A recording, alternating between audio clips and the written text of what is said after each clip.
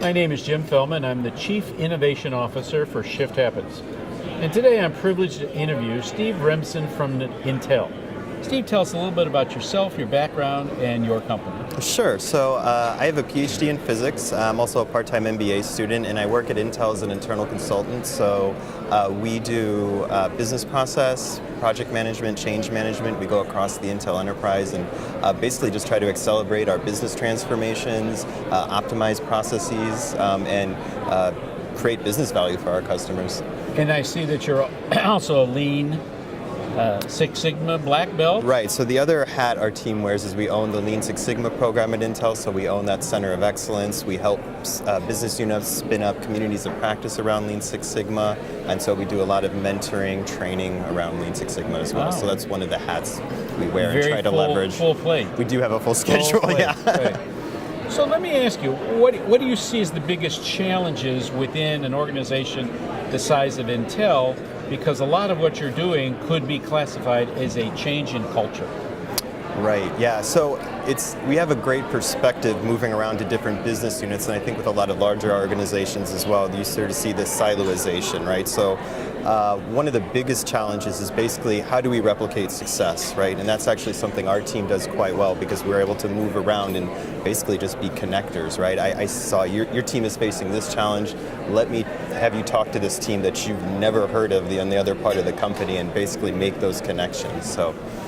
And so our experience has been the same, that the silos that get built up within the company are often more impenetrable than the silos built around the company. Correct, yes, yes. Sometimes they go external when the solution is right in-house somewhere else. Yeah. Right. So if you were talking about the challenges that you face, there's always the line, culture eats strategy for breakfast.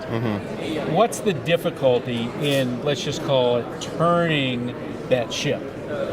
Yeah, I mean, I think it's interesting. When I've been at the conference here, I've heard sort of the change management story been told over and over again. And I think for me, having a technical background, when I was first introduced to change management, a light bulb went off and I said, wow, good ideas don't implement themselves, right? And so, our team is been very focused on sort of, we've done Cotter, we've done AdCar with ProSci, and really, a lot of times people focus on change agents, and we're process driven, right? So how do you actually do process that you can repeat and scale that works really well for change management? And I think, particularly a lot of companies and Intel as well going through this sort of digital transformation, but then how do you do the people and the cultural side of that and then actually have a process and not rely sort of just on like force of personality to implement change?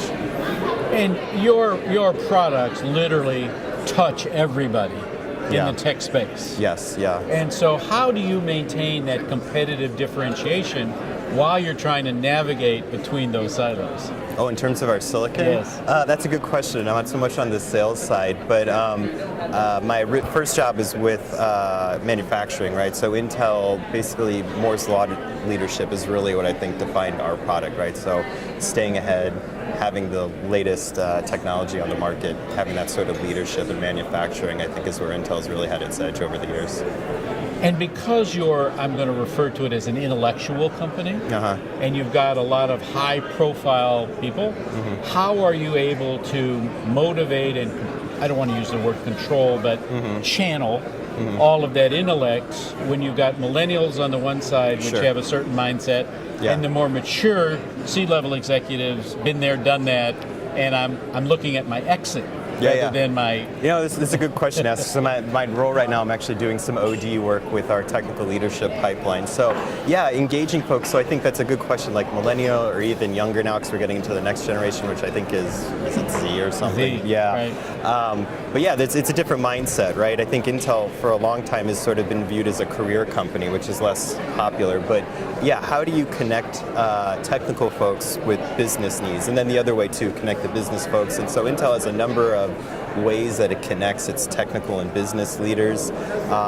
Actually, as a Lean Six Sigma mentor, one of the things I think I really provide a lot for engineers is how do I connect my work to business value?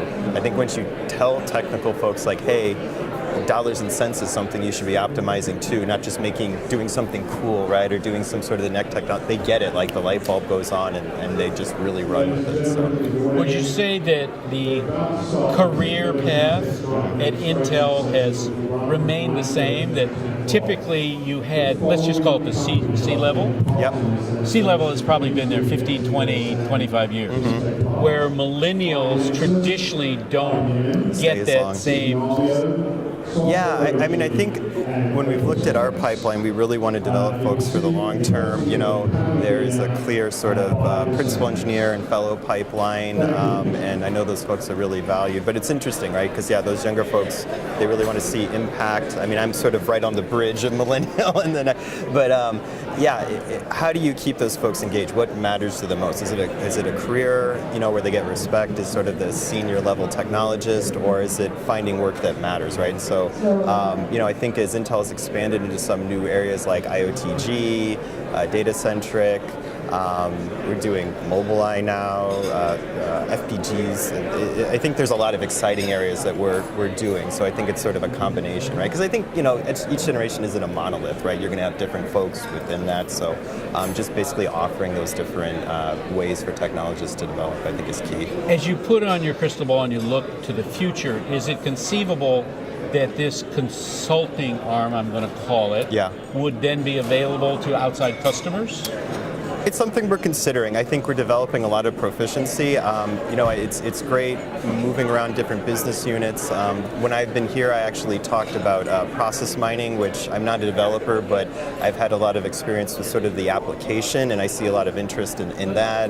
We're looking at RPA. Basically what's going with processes. Companies digitally transform, and so I think we have a lot of insight that we could provide if we decide to go that route. Great. Well, I want to thank you very much for your time. It's been my pleasure. Thank you so much. This is Jim. Thanks for listening.